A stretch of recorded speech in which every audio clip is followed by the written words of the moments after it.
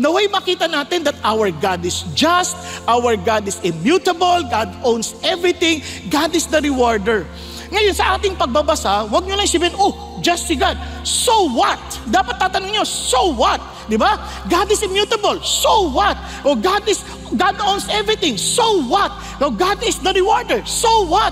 So para alam mo, nga no, hindi sapat na kilala ko siyang just siya. Pag-aari niya lahat ng bagay. Anong ibig sabihin nito sa buhay ko ngayon? Diba? Iba naman, pagbabasa, just siya. Well, makikipagtalo pa. Ang Diyos ay just. Hindi ka magbabasa ng Bible para makipagtalo. Magbabasa ka ng Bible para sa isuko mong sarili mo sa Diyos at makita mo na itong pagiging just ng Diyos ay nako, lalong umaayos at tumatapang ang ating pagtingin sa buhay. Kaya maapektuhan yung ating responses sa sitwasyon, maapektuhan yung ating pagtingin sa bagay-bagay, maapektuhan lahat. Kaya huwag kayong pumayag na alam nyo lang isang bagay. Kailangan natin itong maranasan.